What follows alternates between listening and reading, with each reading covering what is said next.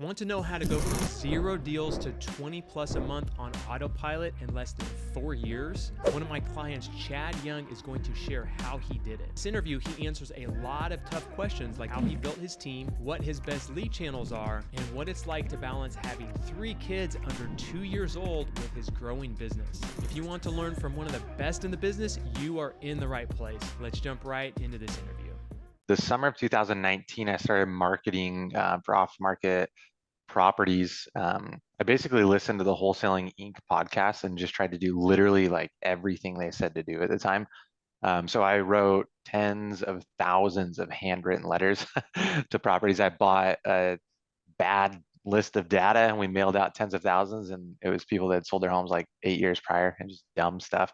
But it took me 9 months to get my first deal. Started marketing in 2019 in the summer and got my first deal, I think in March, April, or May, somewhere like maybe May of 2020.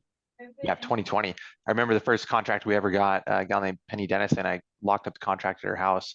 And then I went home and Trump was all over TV saying like the Chinese virus is here, like close the borders. And so it was like, oh crap, like what's going to happen now? Because my wife and I owned a janitorial company at the time, and we're really wanting to pursue this pretty heavily. And we at the time had been on the longest run of economic expansion in U.S. history. And I was like, well, this is like going to be that event that like pushed us over the edge into a recession.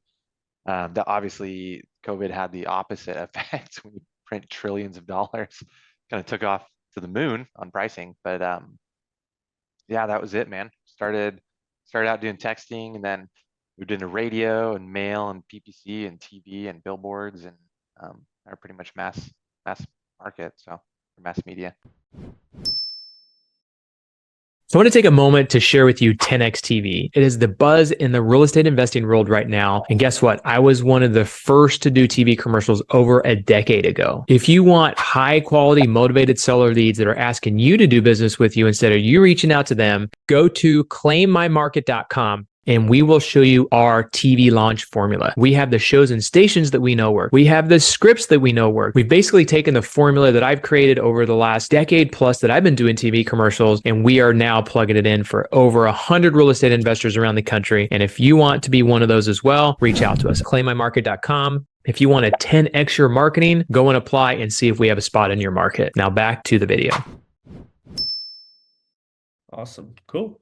And what does your team look like right now? Yeah, we've got, including myself, we have a staff of 15 full-time. 3 are VAs in the Philippines, and that would put 12 as full-time in office.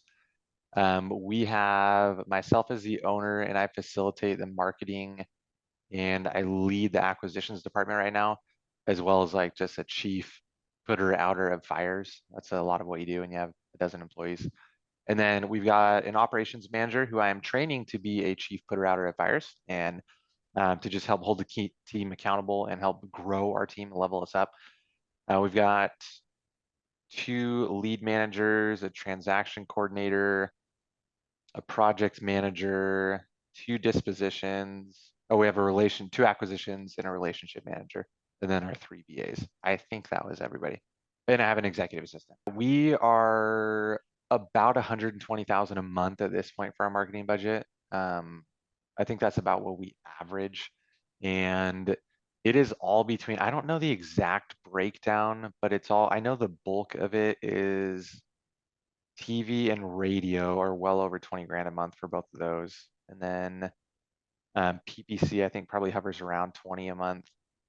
And then we mail out 50,000-ish letters a month. So whatever that ends up breaking down per postcard, I think we pay like 53 cents a postcard or something. So then what else do we do, man? We do pay per lead. I have a pretty love-hate relationship with pay per lead and some Facebook retargeting. That's pretty much it.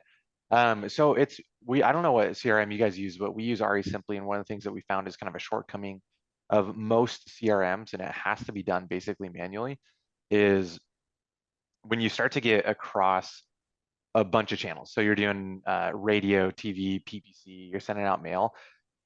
Almost every single lead that calls in, we're like, hey, how'd you hear about us? Because they called off of our website number, and they're like, well, I saw your TV commercial, heard your radio ad, I've been getting your mailers for 3 months, I just saw your billboard. And it's like, how the crap do you attribute that? Like, that's really hard to be like, oh, okay. And in a CRM, you can only typically pick one lead source to attribute that to. And so what we just these last couple of weeks have been doing is I've had my executive assistant she's a virtual assistant that's got like a master's degree in like civil engineering or something. She's very, very smart when it comes to like spreadsheets and formulas and data interpretation. And so she's actually put together a spreadsheet for us where we're attributing partial lead sources. So if somebody says, I heard about you on TV, saw your radio, or I heard about your uh, radio ad, saw your TV ad, and got your postcard, we're attributing like 33% to each of those three because each of them had a hand in the play. And so that's giving us a much more accurate picture. You'll find a lot that when you're doing mass media and you're not attributing, like you're not breaking it down by partial attribution, you'll find a lot of things like TV, radio, and mail will look like they're underperforming. And then certain things like your website will look like it's performing like a 15x. And it's not the case because a lot of inquiries are driven to your website. And so I don't have all the exact data right now. I think TV and radio were pretty tied for us at like a 4.5x or somewhere around there. Now that we've been able to break it down by like partial lead attribution. Pay per lead is our worst performing service right now. And then pay per click and mail, I think hover around like a 3x. But like I thought our TV was sucking a lot more than it was until we did this. And then I was like, oh, okay, what I thought was like a 2.5x is actually like a 4.5x. And it makes a huge difference when you're like looking at where to plow tens of thousands of dollars a month. And so I could never go back to like the lack of data and reporting that we had. So yeah, I think TV and radio are kind of the dynamic duo for us right now. But it took us a Awesome. long time. It took us, I think, 2 or 3 years to figure out how to make money on TV. I don't know if it was market shift, competitors got out, but like we bled money for the first probably 80,000 in TV ads over a couple of years. And then we finally like it started to return an ROI. And so our sales process doesn't differ across any lead channel. Um, we are all in-person appointments. We don't do anything virtual. Really starts with the lead management department. And that's one of the things that I kind of want to I'd like to hit on because we made a lot of improvements from lead management all the way going through acquisitions. If you guys aren't measuring like your live answer rate, your same day contact, your speed to lead, things like that, you guys really, really should be answering those, or excuse me, really should be managing those and know what those numbers are.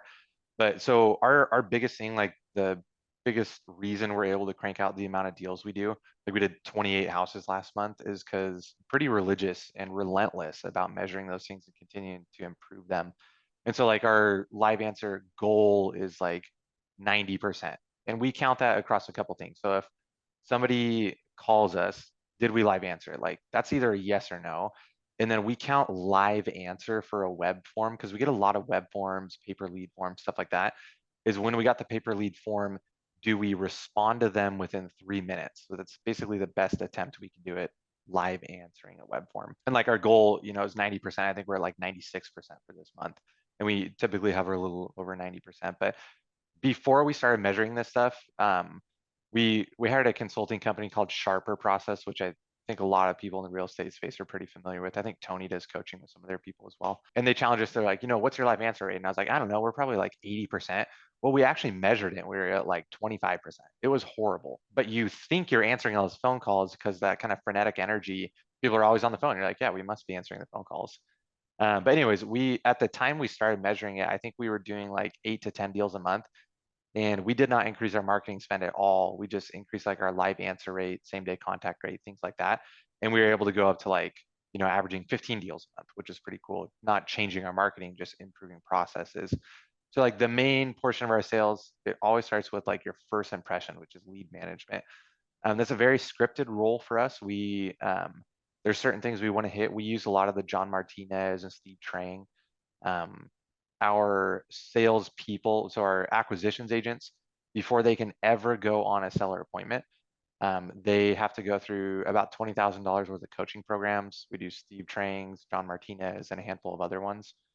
And then once we get them into the house, it's all belly to belly with sellers, and we're shooting for like an hour and a half long appointment. Pretty much every trick of the trade that we can. We set the stage, which is a John Martinez thing and a Steve Trang thing.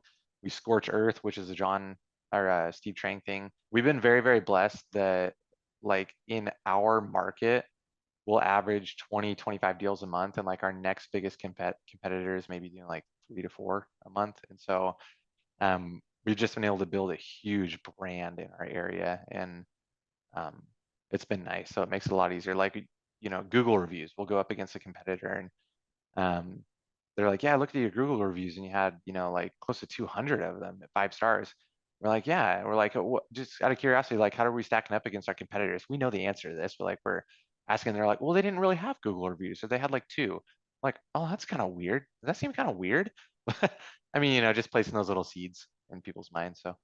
But yeah, that's kind of our sales process. It goes all the way from lead management to in-person appointments. We don't get a massive amount of deals from follow-up because we tend to close most of our deals within the first 30 days they're in the pipeline. But we do get probably 15, 20% of our deals from follow-up. Yeah, we're doing kind of the next evolution of business. We're always going to do wholesale and flip. Like, it's great, keeps the lights on. And it's very profitable and it's fun. We're able to grow a really fun dynamic team in a business that I'm proud of. We have a really good reputation in the area. But the next kind of extension of the business that we're doing is land development, specifically land entitlement. And so just kind of give you guys like general breakdown of why we're doing those and types of numbers that are in these deals. Um, like, we have a deal that we are going to be all in at about 450,000 on with the purchase, and then the cost to take it through entitlement.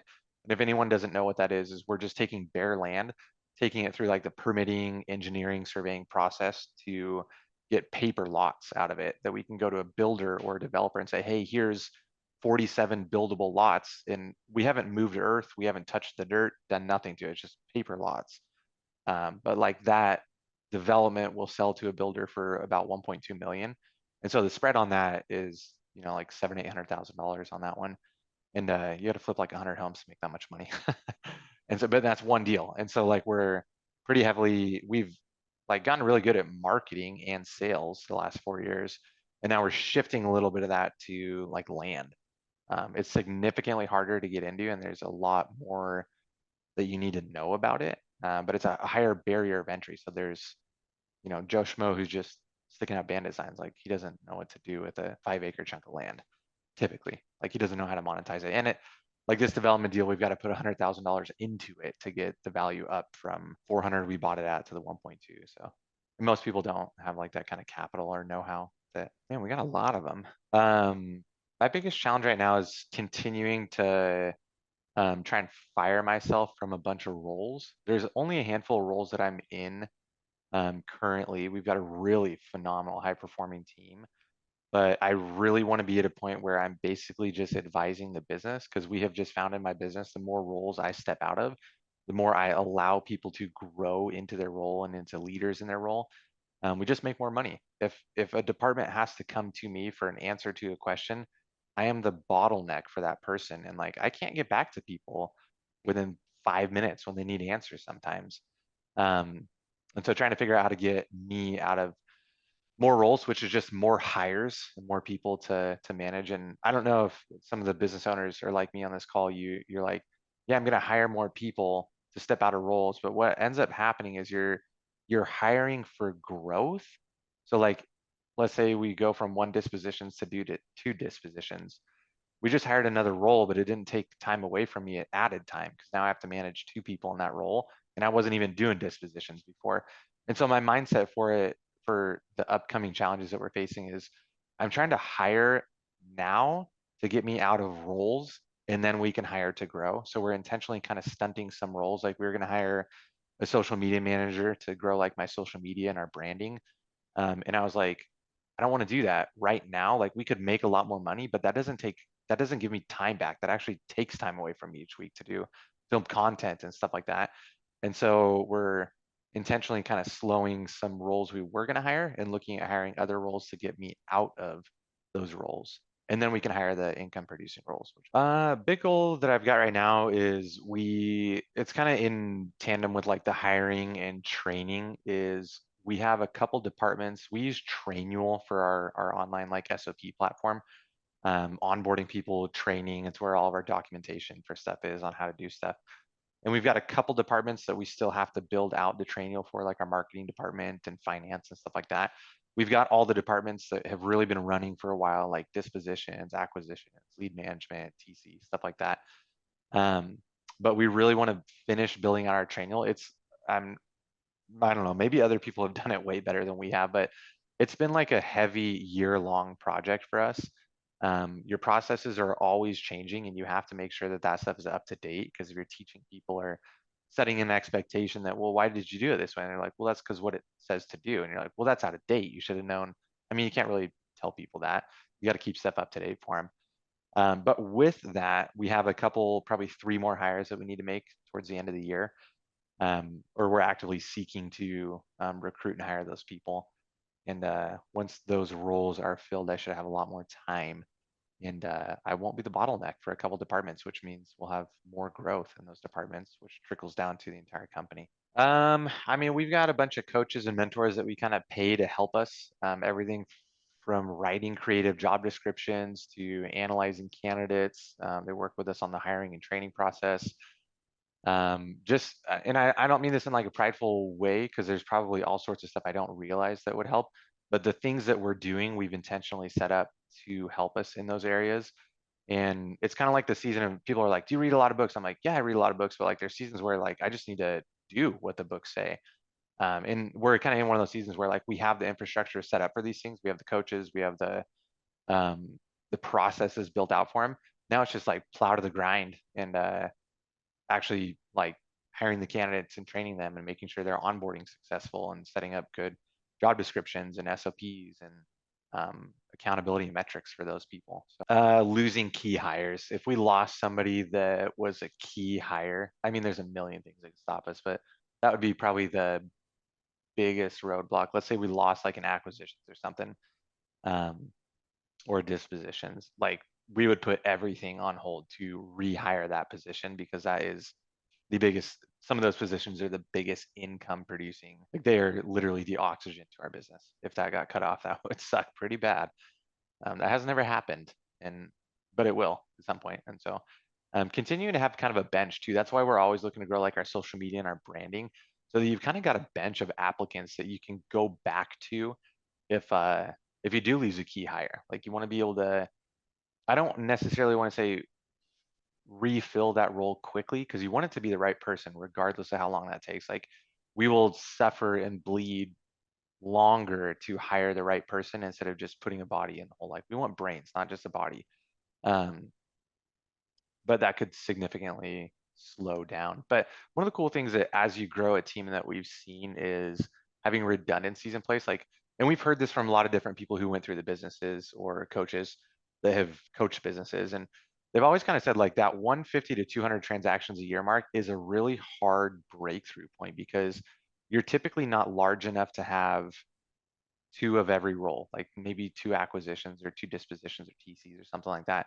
So you might be in 1 at that point, and there's a couple things that that means. One, that person has all the leverage if they want to request a pay increase or things like that. Like you might be SOL to say no to those things. And so I don't like people having leverage. That just drives me crazy.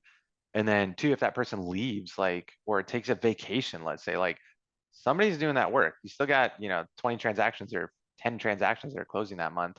Like somebody's gonna have to TC those and get those across the line. And so we're kind of at a stage now where we're starting to build out multiple redundancies. So when somebody's out, it doesn't go to our operations manager, it doesn't go to me, it goes to the other person in that role. And basically every role within our company has metrics that they have healthy salaries, and then they have bonuses tied to those. And so though they might be taking on a little bit more work, it's like, but yeah, you get, 4 extra contracts this month or 8 extra closings, like you're going to bonus off of those. So you're going to be paid for the extra work that you're doing. And we have an amazing team that just supports themselves. We're very much like a tight-knit family. We're all super competitive, and yeah, they're just a great team that supports one another. And I would say that like no amount of success in business makes up for being a failure at home. And so what we have always done is um, a lot of people will design a business and then they'll kind of work their lives around that. And we've always been very intentional to like design our lives and then we build a business around that. And so when we looked at creating this business, my wife and I, we had, so, and just to kind of put things in perspective too, when I started this business, we had just had our firstborn child. And then within a year and a half of starting the business, we had two more kids. We had twins a year and a half later. And so we had three kids within a year and a half of us starting this business. So like work-life balance is almost like that's a a figment at that point. But um we just sat down anybody that's got a spouse or even a business partner, I would heavily encourage you to do this. You just sit down and it's like, what are our non-negotiables? And for us, it was like, I only work 5 days a week. I have weekends off. I leave the office at 5 p.m. and I'm home at like 5:05. I live right down from our office. And those were kind of the things. And then it was like, okay, we also want to have a date weekend with my wife and I without the kids every single month. And so we hired a nanny to help us do that. And we do a date night every single week. And so just as people, we have a very natural inclination just to drift towards whatever is easiest. And if you don't have a lot of like intentionality with those things that are important to you, you're going to drift to whatever makes you the most amount of money or is the easiest or provides the most amount of comfort. And oftentimes that is not our family. And so we just sat down and was like, these things are like non-negotiables for us. Like we'll build a business around our life, but these things have to happen. And so, and I'm also married to a Mexican. I don't know if anybody else like married a Latina, but like, dude, if I'm home at 5:10, like they won't find my body. So like she's a passionate person as is, which probably helps me toe the line. Um, but yeah, no, it's wonderful, dude. I feel like we have a very, just by God's grace, we have a very healthy work-life balance where it's always been a 40-hour work week for me. Like she knows that her and our kids are the most important thing to me, far more than the business. Like we've not had a lot of money, we've had a lot of money. I would way rather have no money and a healthy family than boatloads of money and a crappy home life. Like that's not a situation I ever want to get in. Yeah, I don't know if it's stuff that people don't use, but I mean, Ari Simply has been kind of a godsend for us. I really really like that platform. I think they're up to like 1,500 members now, and we were like sub 50 members when it started. So we've been with it really since the beginning. It's an amazing CRM that not only saves us a stupid amount. Like if we had, let's say we went to Salesforce and we had a similar program built out for it, I mean, it'd probably be a 50 to $100,000 build out and then about $5,000 a month. And I know this because we've gotten quotes from the developers. Um, and then it'd be, $5,000 a month to have 40 phone numbers in there and the texting and the calling and the emailing capabilities. I think we pay like 500 to $700 a month for Ari Simply. And like, we don't have to have a developer on. Like, I literally know guys in my mastermind groups that have developers, full-time developers on staff that are like $200,000 a year just to fix stuff with their Salesforce when it breaks. And I'm like, dude, that's just like brain damage to me at that point. I can't imagine that. I mean, it's cool. It works for them. They do really well. They do phenomenally well. But um, and then I think of programs we use. So everything related to a property goes in our CRM, and then we use Monday.com as like a for me to communicate like projects and stuff down to our team and be able to control due dates and like check in on where projects are at without having to ask people. That's been a pretty big program for us. Um, there's not a lot of like high speed, low drag programs that we use that are like unknown. I mean, so we do the MailChimps, RE Simply, that type of stuff for Dispo. Probably the same stuff most people are using. We just have been using some of them for years and kind of figured out what works for us in the systems. We have like 40 different numbers, maybe even 50 by now, that we keep track of for our different marketing campaigns. It measures your KPIs, you text from it, you call from it, you can store files in it, you do your drip campaign follow-ups from it. Um, it's a phenomenal CRM. If there's people that tell you like you can't do 20 to 30 deals a month on a CRM that's not Salesforce, they're dead wrong. Like we do that every single month on Ari Simply. And it's an awesome platform. You can manage multiple markets in it. It's great. It's awesome. And we're a super, I say we, like my company, I'm a very open book with this stuff. So like there's nothing off the table. I might not know the answer. Like if you're like, what was your TV invoice last month? I don't. The number one most important thing in everybody in our business, if you ask them what's the most important thing that and what do we do the best, every single one of them would say culture. And I say that because we just had a quarterly review a sharper process, and we literally rated like the different aspects of our business, and culture was like the thing everybody rated as the top. And that alone, like we have had in the last 4 years, we've had one employee move, one employee started and got arrested like 2 weeks into it, and so we just didn't continue with his employment. And then one of my very first hires was my stepbrother, who was a project manager, and he quit within like the first year. But like we haven't had an employee really leave our organization other than that. So most of the people in our organization have been here for 2 and 3 years, like from the beginning, kind of. And one of the biggest things that we do is we make it very hard to get into our company. And so our application process, like we'll put out a job post, and like for acquisitions in particular, the last job post we put out for acquisitions, we I think got like 150 or 180 candidates, dwindled it down to 3 to 5 interviews and hired one of those people. But one of the cool things about like Sharper Process or some consultants that you can work with is we are very heavily into the predictive index um, personality assessment and cognitive test.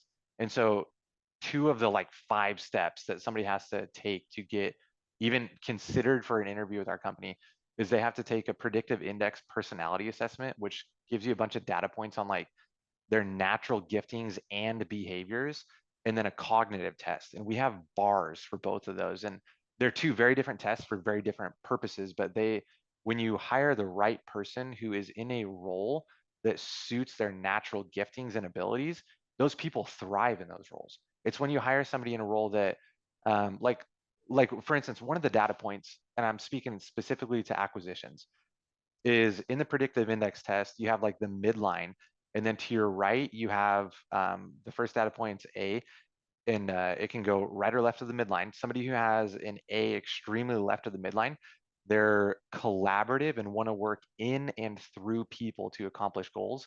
Whereas somebody with an A to the right of the midline is on the opposite end of that spectrum, and they're a very independent, hard charging type of person. And for sales, you want somebody with an A to the right of that midline, because if they're to the left of the midline and they want to work in and through people, they're horrible for acquisitions. Like they're going to go and give away money at the appointments because they want to help people.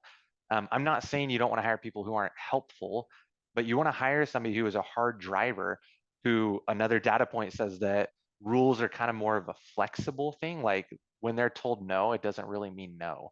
And that's the type of personality. So like that role specifically on the predictive index is called a maverick. And it is like industry wide, you know, for an acquisitions person, you want a maverick or a personality type extremely close to that, because they're operating within their God-given talents and like their natural disposition as a person. Whereas when you have somebody in that type of role that doesn't fit that type of role, you're asking them to self-modify their behavior. And dude, it is so crazy. So that one employee that we had that moved, her name was Lydia. And I remember Sharper Process, we had a quarterly review and they went through all of our personality profiles. And they're like, okay, what role are you in? And then they would look at the personality type and they're like, okay, yeah, that's a good fit for the role because of these data points. And they got to her and she was a transaction coordinator. And they're like, what role are you in? She's like, transaction coordinator.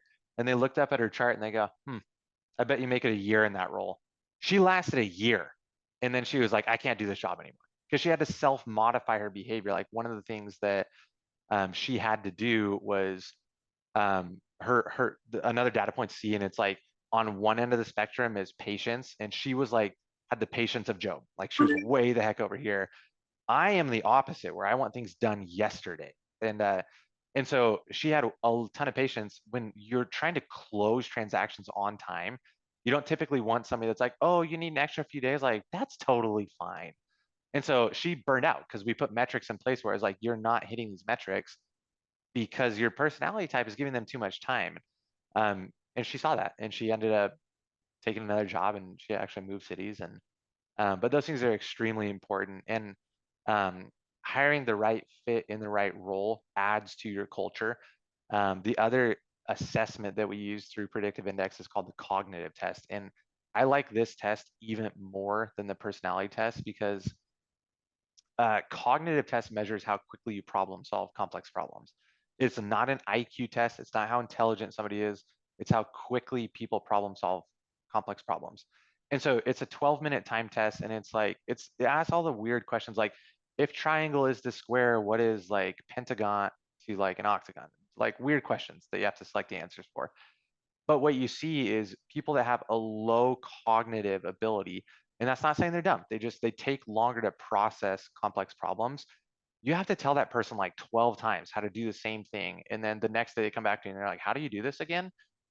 They can eventually get trained up, but like I want the person that has a very high cognitive score because I can give them very vague direction and like this is what I want done, and then they go and do it better than what I would have done it because they're a fast problem solver. And you, as you start to kind of pair the cognitive tests and the personality assessment, you just get like really good at hiring the, and like we've messed up on hires before for sure, but you get really better, I should say, at hiring the right people for the right role. So like if somebody had a low cognitive score, being like a cashier would be phenomenal for them. They don't have to problem solve a lot throughout the day. It's the same mundane routine tasks over and over again. Whereas if like you had a low cognitive score for somebody who was an operations manager or a CFO, somebody that had to continually problem solve on the fly and come up with that type of stuff quickly, they would absolutely burn out because it's not their gifting to problem solve quickly. And you can literally measure that with this test. And so we have like a line in the sand. Like if you have below this number on your test, you can't even work for our company. I don't care if you have 20 years of experience in the field, like it will take you too long to train on our processes, and we don't want to do that. It's just, it's not a benefit to us or you. I hope that kind of answered. I know that was a long-winded answer, but those two Yeah. things have like immensely helped putting the right person in that role. It's in Predictive Index. It's a part Okay. of the Predictive Index program. It's literally just called the Predictive Index Cognitive Test.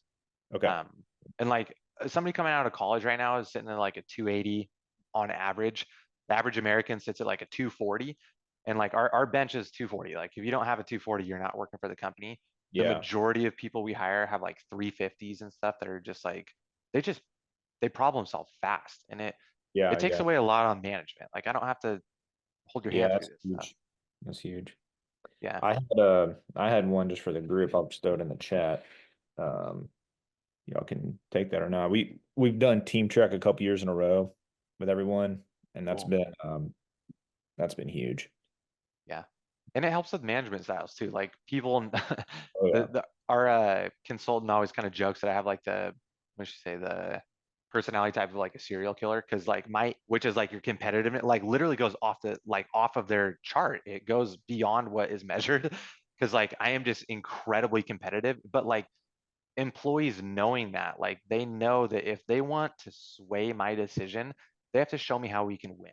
So if they want to come up and say like, hey, well, I think we should move markets. Like there's another market we could go into.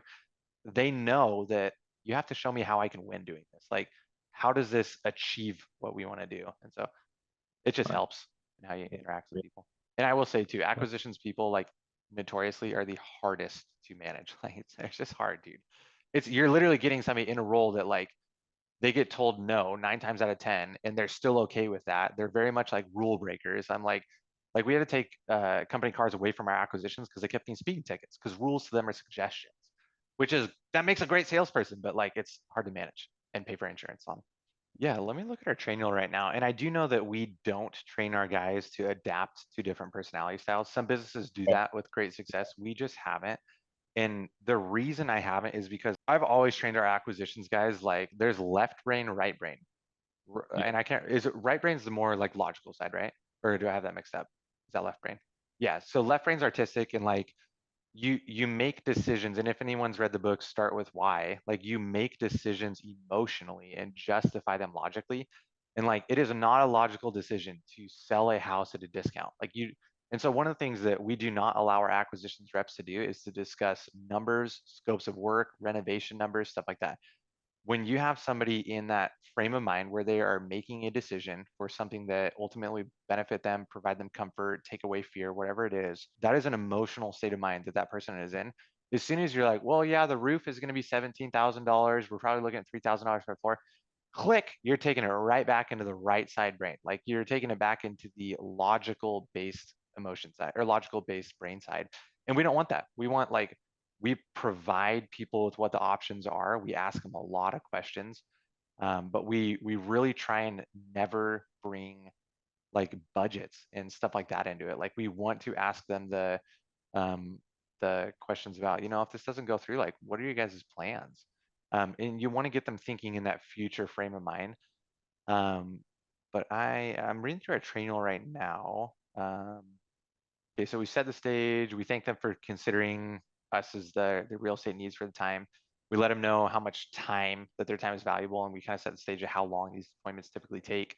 We let them know that we're gonna be walking the house, taking photos, kind of just setting the stage in general. And we do let them know that by the end of the appointment, whether the home aligns with our criteria and standards or not, we're going to be giving them an offer. And then we get their permission, like, if this is something that numbers make sense for you today, is this something you'd want to move forward on an agreement with?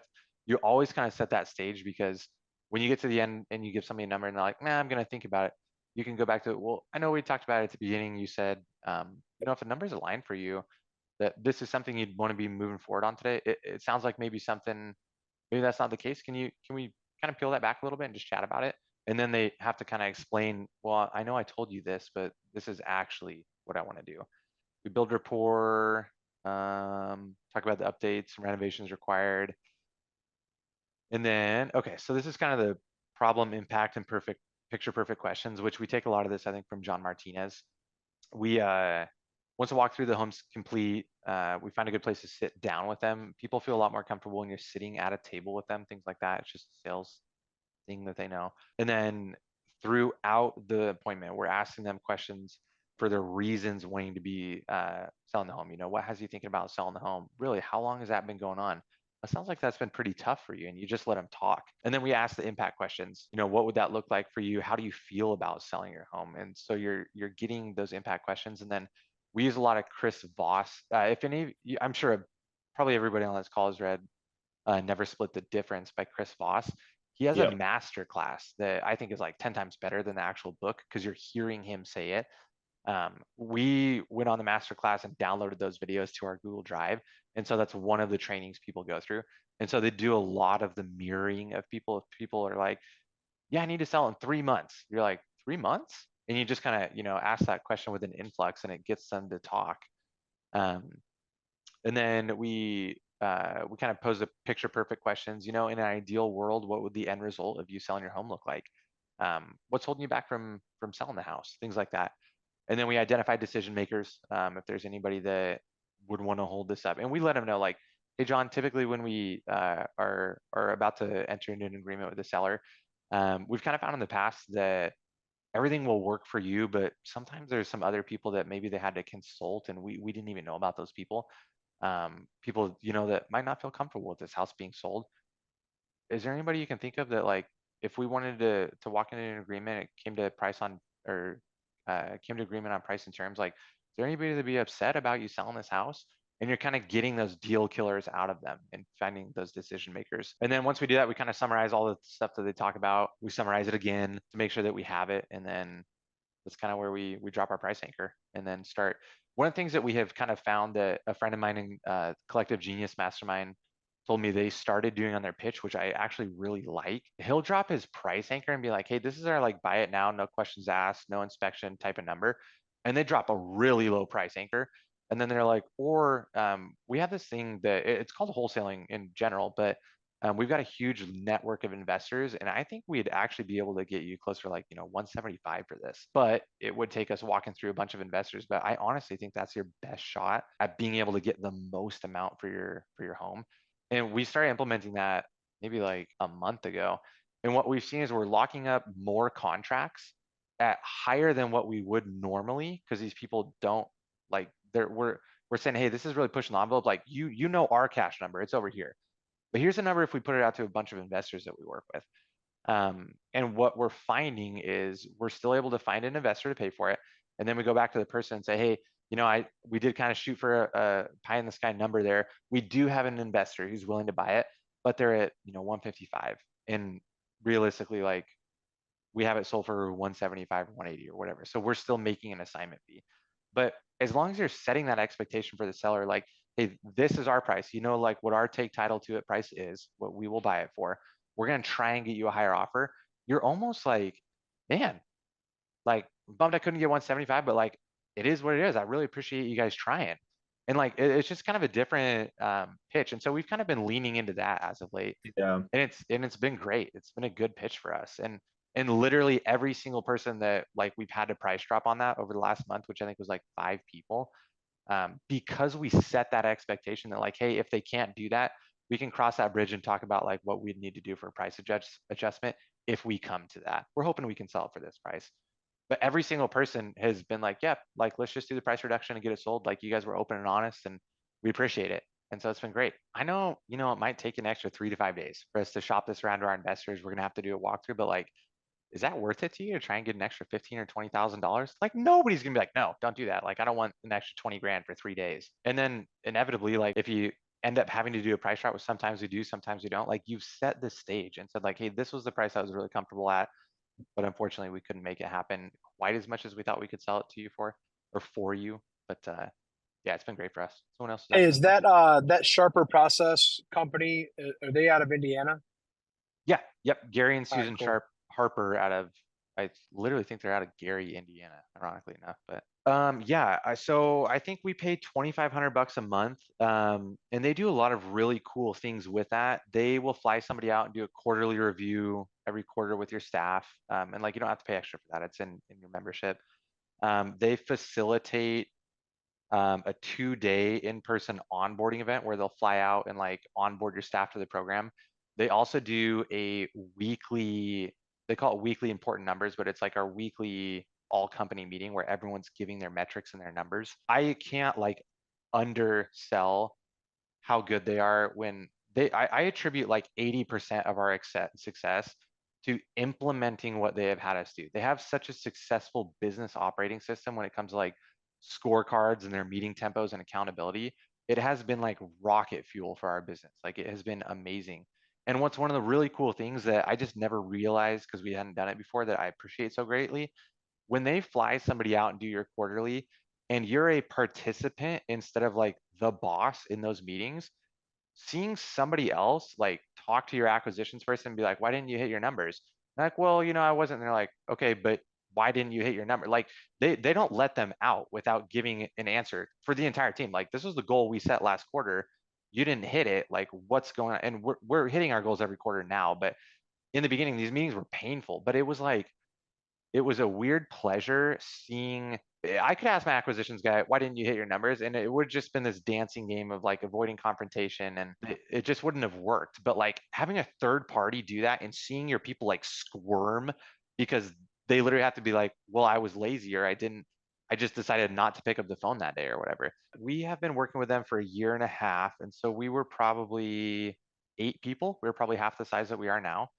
But like one of the things that they do, and this is an extra that I pay for that is I think 1,200 bucks a month or something in addition to that, is they have what they call CSO calls, Chief Sharper Officer. It's like a giver of wisdom.